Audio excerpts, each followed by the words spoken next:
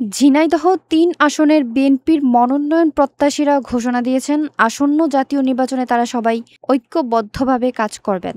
শুক্রবার বিকেলে মহেশপুর উপজেলার খালিশপুর বহুমুখী মাধ্যমিক বিদ্যালয় মাঠে জেলা ও উপজেলা বিএনপির নেতাকর্মীদের যৌথ মতবিনিময় সভায় এই অঙ্গীকার ব্যক্ত করা হয়।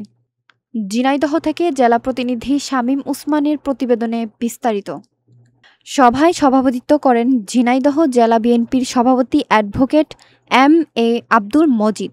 প্রধান অতিথি হিসেবে উপস্থিত ছিলেন খুলনা বিভাগের বিএনপির জাতীয় নির্বাহী কমিটির সহ সাংগঠনিক সম্পাদক বাবু জয়ন্ত কুমার কুণ্ডু। বিশেষ অতিথি ছিলেন কেন্দ্রীয় নির্বাহী কমিটির সদস্য ব্যারিস্টার রুহুল কুদ্দুস কাজল, তথ্য ও গবেষণা সহ সম্পাদক মোহাম্মদ আমিরুজ্জামান খান শিমুল, কৃষক দলের যুগ্ম সহ সম্পাদক ইঞ্জিনিয়ার মমিনুর রহমান ও মহেশপুর উপজেলা সভাপতি মেহেদি হাসান রনি। আমি বলছিলাম আমার হারাম হারাম আর আরাম। যারা একসময় বলতো মন্দিরে গিয়ে প্রতিমা দর্শন করা হারাম, তারা এখন গিয়ে গীতা পাঠ করে খুব প্রসাদ খেয়ে পাচ্ছেন আরাম।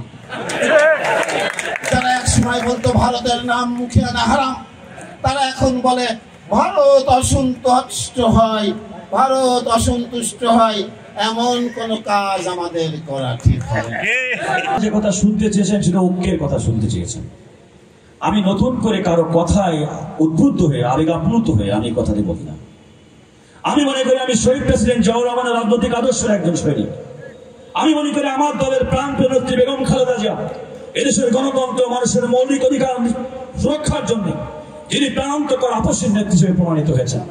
আমি মনে করি আমার দলের নেতা জনাব তারেক রহমান দীর্ঘ ফাঁসিবাদ আমলের সময়ের মধ্যে প্রত্যেকটা তৃণমূলের নেতা কর্মীকে ঐক্যবদ্ধ করে হাসিনা বিরোধী আন্দোলনে সফল হয়েছেন। সেই দলের আদর্শ আমি ধারণ করি, সেই কারণে আমি ঐক্যে বিশ্বাস করি। আমি সেই দলের একজন ক্ষুদ্র কর্মী। যে স্যাক্রিফাইস বেগম খালেদা জিয়া করেছেন, যে স্যাক্রিফাইস জনাব তারেক রহমান করেছেন, মা হিসেবে বেগম খালেদা জিয়া তার সন্তান আরাফাত রহমান কত জ্ঞান দিয়েছেন। ধানের শীষের পক্ষে ভোট চাওয়া শুরু করেন এখন থেকেই, নাকি আপনাদের দাওয়াত কার্ড পাঠাতে হবে? আমি আবারও বলছি, যে ক্যান্ডিডেট যেখানে সহযোগিতা চাবে সেখানে চলে যায়, আপনারা সহযোগিতা করবেন, সর্বোচ্চ পর্যায়ে সহযোগিতা করবেন। এছাড়া ভার্চুয়ালি বক্তব্য রাখেন সাবেক জাসাসের সাধারণ সম্পাদক ও জনপ্রিয় কণ্ঠশিল্পী মনির খান। আমি খুব স্পষ্ট করে বলতে চাই, আমাদের নেতা জনাব তারেক রহমানের 57 নম্বর কমিটমেন্ট করেছি আগামী নির্বাচনে মহেশপুর, কোটচাঁদপুর, ঝিনাইদহ 3 আসন থেকে আমাদের দল থেকে যে নমিনেশন পাক ধানের শীষ যাকে দেওয়া হোক, আমরা ঐক্যবদ্ধভাবে কাজ করে ধানের শীষকে বিজয়ী করব এই প্রতিশ্রুতি ব্যক্ত করছি।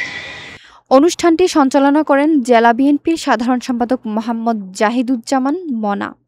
সভায় বক্তারা বলেন, ঝিনাইদহ 3 আসন পুনরুদ্ধারের জন্য দলের সবাইকে এক হয়ে কাজ করতে হবে।